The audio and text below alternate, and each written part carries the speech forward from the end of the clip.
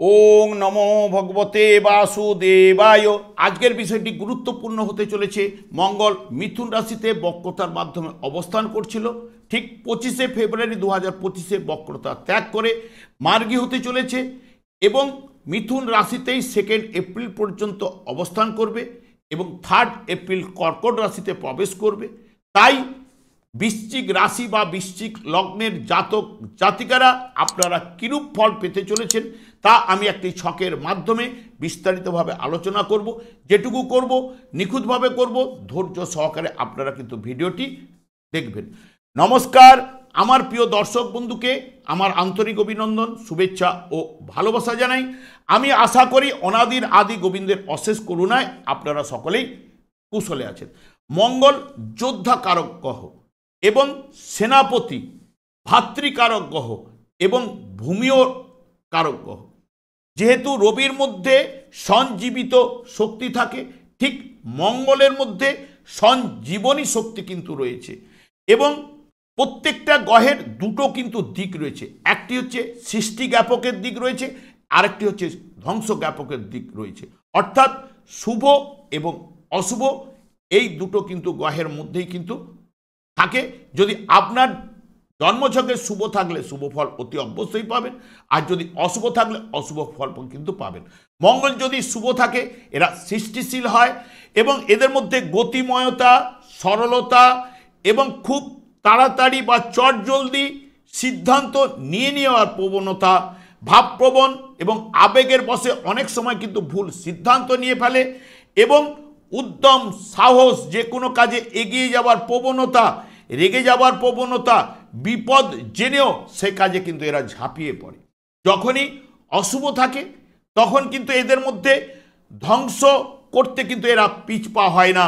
প্রচণ্ড ক্রোধ এবং প্রতিশোধ নেবার প্রবণতা, হঠকারী, নাশকতামূলক কাজকর্মের সঙ্গে এরা যুক্ত হয়ে যায়। খুন, চরিত্রহীনতা, অগ্নিসংযোগ, দাঙ্গাবাজ, হিংসুটে এবং অপারেশন, দুর্ঘটনা, অ্যাক্সিডেন্ট ইত্যাদি ইত্যাদি কিন্তু দিয়ে থাকে। এই যে আপনারা লক্ষ্য করলেই বুঝতে পারবেন, কিছুদিন আগে এই যে আমাদের কুম্ভ মেলা হয়ে গেল বা তার সঙ্গে সঙ্গে রাজধানীতে কতজন পদপিষ্ট হয়ে মারা গেছে, তার বিভিন্ন জায়গায় অগ্নিসংযোগ ঘটে চলেছে এবং অ্যাক্সিডেন্ট, এগুলো কিন্তু সবই মঙ্গলের কিন্তু আওতায়। এরপরেই আমি চলে আসছি, দেখুন এই যে যেহেতু আপনাদের বৃশ্চিক রাশি বা বৃশ্চিক লগ্নের আপনারা জাতক জাতিকা, সেই কারণে বৃশ্চিক রাশি সাপেক্ষে দেখুন মঙ্গল কিন্তু অষ্টম স্থানে অবস্থান করছে। অষ্টম স্থানটাকে বলা হয় দুস্থান। যেহেতু অষ্টমভাবে গোচরে প্রবেশ করা, যদি জন্মছকে শুভ থাকলে কিছুটা হলেও শুভ ফল পাবেন, না হলে দেখুন আপনাদেরও সেই রাশিপতি বা লগ্নপতি ষষ্ঠপতি হয়ে অষ্টম স্থানে বসে থাকা, দ্বাদশ, এই যে আমাদের জ্যোতিষশাস্ত্রে ষষ্ঠ, অষ্টম, দ্বাদশ এই তিনটে ভাবকে অশুভ ভাব বলে ধরা হয়ে থাকে। তাহলে অষ্টম ভাবে প্রবেশ করা মানে যে কোনো কাজে বাধা, বিপত্তি, ছোটোখাটো কলহ, বিবাদ, অ্যাক্সিডেন্ট এগুলো কিন্তু দিয়েই থাকে।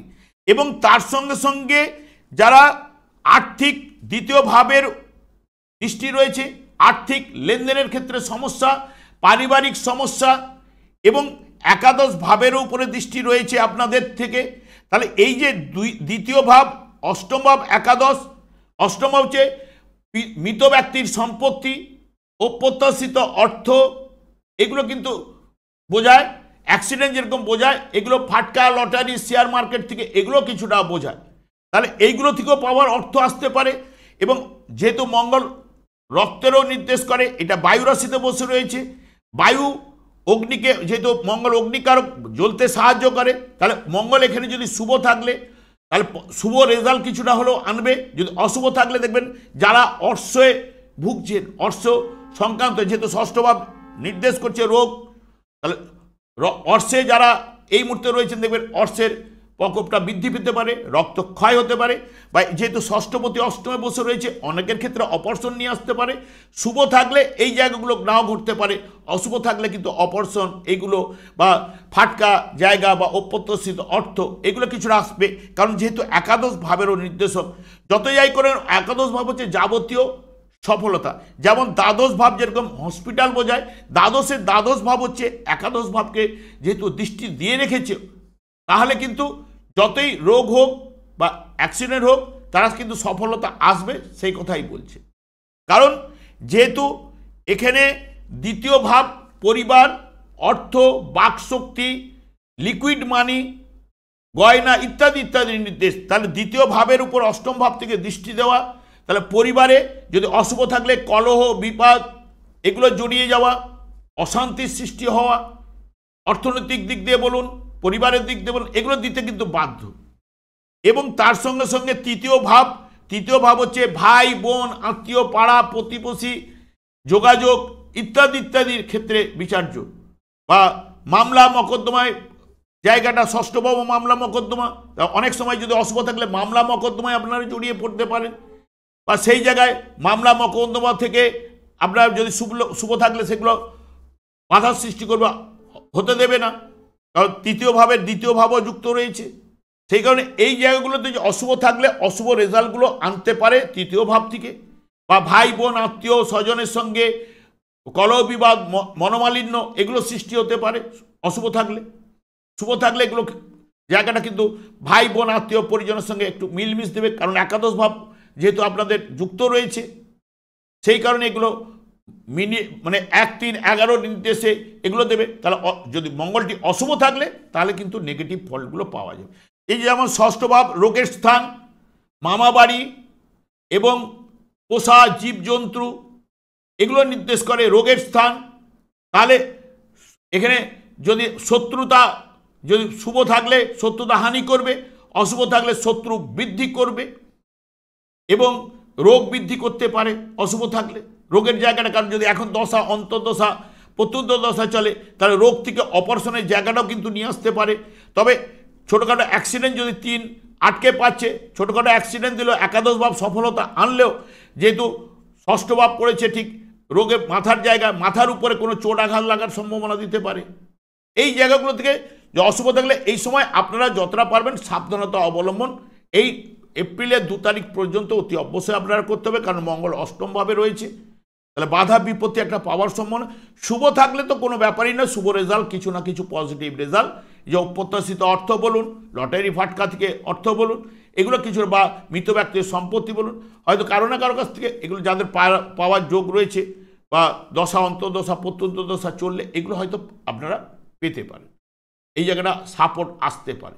তবে যেহেতু এখানে রাশিভাবের অধিপতি অষ্টমভাবে বাধা বিপত্তিগুলো নিয়ে আসে, বা অশুভ জায়গায় থাকার জন্য নানা রকম সমস্যার সৃষ্টি করতে, শুভ থাকলে কিন্তু পজিটিভ রেজাল্টগুলো অতি অবশ্যই আপনারা পাবেন। যদি যাদের জন্মছকে অশুভ রয়েছে তারা কি করবেন, যদি দেখেন যে নানান দিক দিয়ে অশান্তির সৃষ্টি হচ্ছে বা বারবার অশুভ প্রভাবগুলো আপনারা পাচ্ছেন, আপনারা এক কাজ করবেন, যে এই যে আমরা আখের গুড় দেখবেন পাওয়া যায় কিনতে গেলে, আখের গুড়ের সঙ্গে কালো তিল বা তিল মিশিয়ে আপনারা জলে এটা ভাসিয়ে দিন। যদি মানে চলন্ত জল হয় সেই জলে ভাসাতে পারলে খুবই ভালো, না হলে আপনারা পুকুরে সামনাসামনি পুকুরে ভাসান, নিজের মনস্কামনা করে অনেকটা কুপ্রভাব কিন্তু কাটিয়ে কিন্তু আপনারা বেরিয়ে আসতে পারবেন। আমি আর দীর্ঘায়িত করছি না, আমি আচার্য কমল শাস্ত্রী প্রত্যেক বুধবার এবং শুক্রবার সন্ধ্যা 8:30 এই চ্যানেলেই লাইভ অনুষ্ঠান নিয়ে উপস্থিত হই। ঠিক ওই সময় আমাকে ফোন করলে আপনারা নিজেদের ভাগ্য বিষয়ে জানতে পারবেন। তাছাড়া বিভিন্ন ধরনের ভিডিও আপলোড করে থাকি, সেগুলি পাওয়ার জন্য আমার চ্যানেলটিকে সাবস্ক্রাইব করে বেল আইকনে ক্লিক করে রাখুন।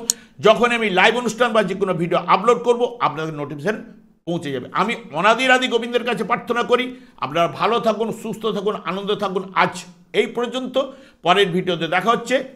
নমস্কার।